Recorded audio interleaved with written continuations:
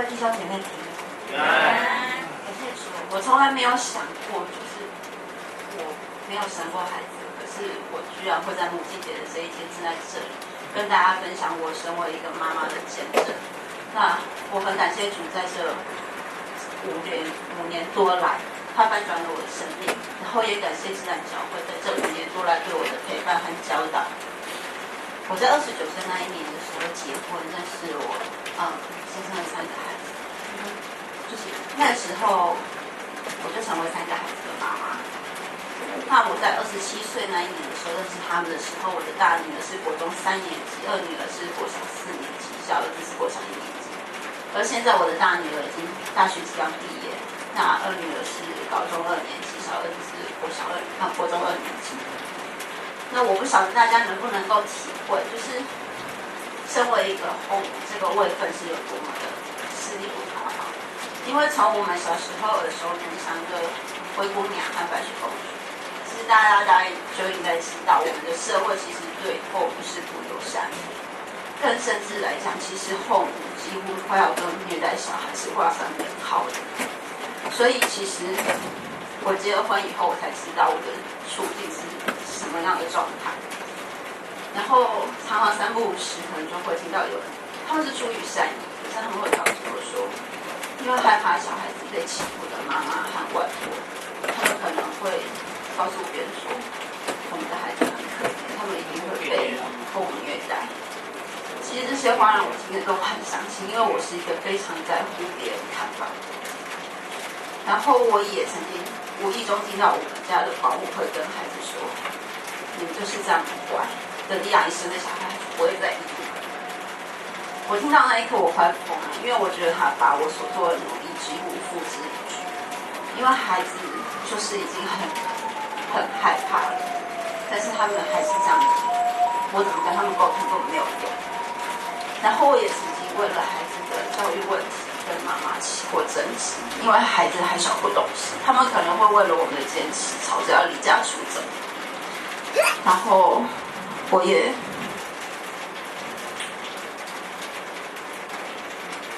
所以在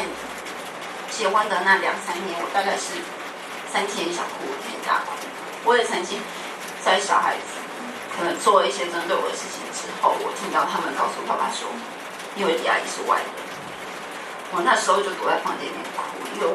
我觉得我连一个亲爱的阿姨都不如。然后我曾经很想放弃，因为我觉得我没有办法去面对这样子的状态。可是我觉得神是怜悯的，他用他的慈爱一直在陪伴我，所以他在我身边安排了很多的天使，陪伴我走过每次低谷。那我还记得我第一次带我儿子到教会来找师母的时候，师母偷偷告诉我说，我告诉你，你这个儿子以后会是最贴心的，他会是你3个孩子里面最照顾你、对你最好的。我心里想说，怎么可能？他就是那个最让人头痛的孩子，不然我到底要来找师母做什么嘛？对，可是师母其实他就是一直很有爱心的去陪伴我的儿子。不管他做了什么会让我们大人气炸的事情，他就是很有爱心的去开导他，然后陪伴着他祷告，也陪着我祷告。所以我相信现在即使是我儿子接到师母的电话，他还是会偷偷告诉他一些我不知道的秘密。然后后来我又认识了我一个干妈，她是一个很有智慧的女人，她告诉我很多和孩子相处的方法，然后她也告诉我，你不可能去指望孩子先接纳你，因为他们毕竟就只是个孩子。所以除非你能打开你的心门去接纳他们，然后不害怕外人质疑的眼光，你能够把他们当作自己生的孩子，那他们有一天才有可能来接纳你。然后我也感谢师母和总传道在这几年来一直陪伴我和教导我。在我3年前为了我的孩子辞职，我从来没有想过我要有一天要回家当全职母亲，而且带着，说真的，不是我生的孩子。可是我觉得是神感动我做了这样子的一个决定。我先生他以为我说了这句话之后，大概要3个月之后才会有所行动。可是隔天我告诉他我辞职了，然后我从此以后带着我的儿子我每天去接他，然后带着他看医生，带着他做每件事情。那我也很感谢牧师师母还有董传道，他们在我辞职到搬到木栅去，他们会从天母坐捷运坐到木栅去为我上课，1个礼拜1次，上1年，然后听我诉说我遇到的所有的困难，然后他们告诉我说，你要把你的成绩拉高，因为如果你学会用上帝的眼光看事情，就不会觉得事情很混沌不明。因为我记得我当时曾经，我一直都被一个问题困扰，我一直找不到答案。我就问他们，我也是一个没有安全感的人，我是极度缺乏爱的人，我怎么去给孩子爱和安全感？因为大家就告诉你，只要孩子他被爱的够多，他就不会有问题。可是我找不到答案，直到有一天，董传道他问了我一个问题，他说：如果你是神，你要怎么让一个很小气的人变成一个大方的人？然后他告诉我，神可能会在他身边摆更多更小气的人，因为他旁边的人都比他更小气，所以他只好把他有的东西拿出来。一旦他开始拿出来，他就开始变成一个大方的人，而且他会越拿越多。这个答案我接受了。我记得我从那一天起，我没有再问过这个问题，然后我学会跟他们祷告。每次有问题，我就回到灵里，安静的祷告，不断的祷告，一直到我感觉到神告诉我该怎么办，我该用什么样的话语去教我的孩子。然后感谢神，我也感谢神的安排。就3年的时间吧，我觉得我从一个只要听到孩子喊阿姨，我就夹着尾巴逃跑的人，到后来我成了我儿子口中的女超人和小叮当。然后我不会再害怕有外人面来问我们的关系，因为我会很大声的告诉他们说，他们是我的儿子和我的女儿。但大家的反应是说，怎么可能？你有说错？然后我们就会互相看对方，然后露出我们会心的一笑。那我也学着去做一个妈妈，虽然我没有经历过88年，可是我就学着从早上起床、刷牙、洗脸、上学、吃早餐，一直到晚上做功课啊、吃饭啊、洗澡啊、睡觉啊，我就每天很不厌其烦的去提醒我的孩子，然后每天记录，我还做了一个表，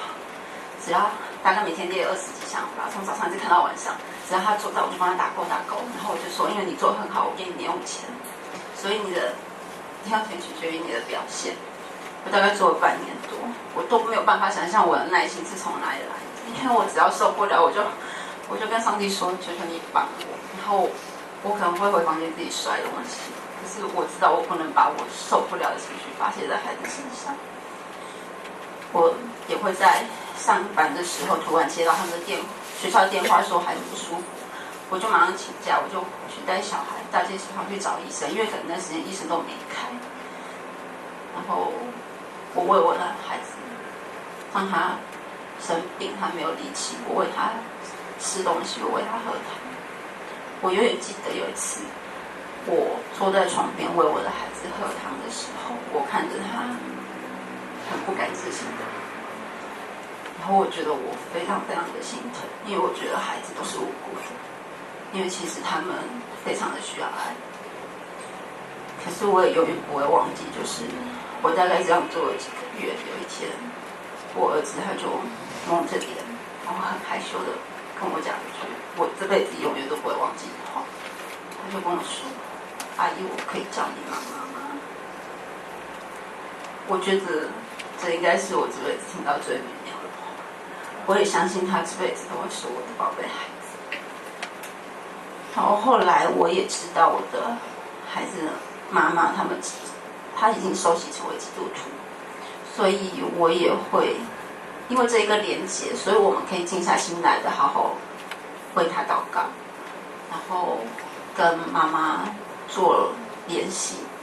因为我觉得孩子不应该夹在父母中间，他们应该是被爱的，他们不能够因为父母之间的任何问题，然后成为之间的受害者。所以我们因为这个原因，也因为这个认同，我跟妈妈建立一个很微妙的关系，一个很微妙的感情，甚至好到我的女儿曾经跟她同学说，我不知道阿姨跟妈妈的感情为什么可以这么好，他们可以联合起来对付我弟弟。然后我儿子告诉我说，因为有一次我跟他讲事情，我就跟他说，你妈妈怎么样怎么样，什么事情什么的。他告诉我说，你不可以说你妈妈这3个字。我说那我要怎么说他？他说你要叫姐姐，因为你也是我妈妈。对，然后还有我真的要说，因着师母对神无比的信心，还有他的鼓励，也因着我们依赖神，因着我们的祷告，我儿子他现在已经成为全家对我最关心、最贴心的人。我只要说头痛，他就会站起来帮我找药；我说我背痛，他就站起来帮我捶背。一直到今天还是一样。甚至我跟我先生有了口角，他就会安慰我。有一次我跟我先生争执吧，我先生对我有点意见，可是我没有说什么，但是我的心情是低落到隔天。我儿子告诉我一句话：妈咪，你要记得你是最好的。如果有一天有人说你不好，或说你烂，是那个人有问题，绝对不是你有问题。那也许他有的时候仍然会犯大错，让我们的关系陷入谷底。但每隔一段时间，我觉得神就会修复我们的关系，让我们还是能够恢复母子一般的亲密。所以我很惊讶的发现，他真的成了最贴心的孩子。感谢神，因为这是我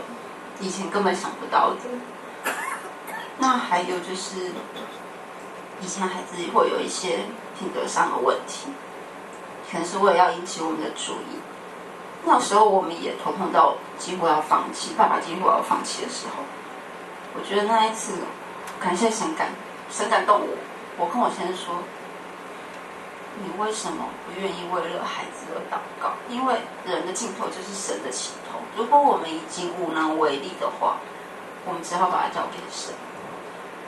因为他也不会比现在更糟。感谢神，那一次我现在居然答应了。我现在他还没有信主，可是他那个时候他却愿意为了孩子，每天跟我到孩子的房间里为他按手祷告。在早上他在孩子上学的途中，在车子上和孩子一起祷告，我就做了一张祷告词，让他们每天念，每天念。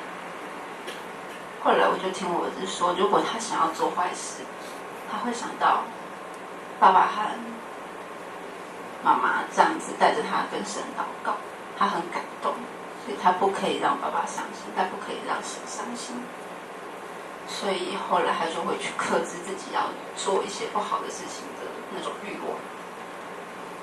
然后从那个时候开始，他有很大的进步，也跟爸爸修复了许多的关系。现在我儿子大概是我们家仅次于我会跟我先生撒娇的人，虽然他已经国2了，所以我觉得很骄傲，因为一个国2的孩子，男孩子还愿意跟我撒娇。然后在去年的5月，我的大女儿跟我的小儿子在这里受洗。在那一天，我大女儿在这里为神做了见证。她曾经说，在我们家陷入低潮的时候，神就会带来不一样的神迹。有一天，她就把李阿姨带到我们家，然后有一天，她告诉我有人带她到教会。然后有一天，爸爸到我弟弟的房里祷告，然后现在他们来看我受洗。感谢神，过去的我其实非常的没有自信，我一直认为我的存在价值不知道是什么。可是一直到那一天，其实我很激动，因为我第一次知道我的存在也是一种神迹，因为我的存在对别人有意义，对我自己有意义，对上帝有意义。然后我也知道神透过我医治我的孩子，并且也医治了我自己长久以来没有安全感、没有爱的心。这是我们家一直以来的见证。然后我看见每一件事的背后都有神的祝福。以前我都会觉得，上帝为什么要折磨智慧的妇人？因为当你遇到问题，人家就告诉你，你要跟上帝求智慧啊，智慧的妇人建立家室啊，你不可以这样啊，你不可以那样啊。我就觉得，为什么智慧的妇人要忍耐这么多？那也许你学不会忍耐，你就不可能成为这个智慧的妇人。然后我现在明白，其实神背后每一件事情都有他背后的旨意，只是我们要学会顺服他，学会等待，然后并且学会定睛仰望在神的身上，因为这样子我们就可以看到每一个功课的背后其实都有神的祝福，而且你会有一天回头的时候发现过去的苦难其实它都不是苦难，它只是神的试炼，它每一个试炼的背后都有神的祝福在。感谢主，这是我的见证，谢谢。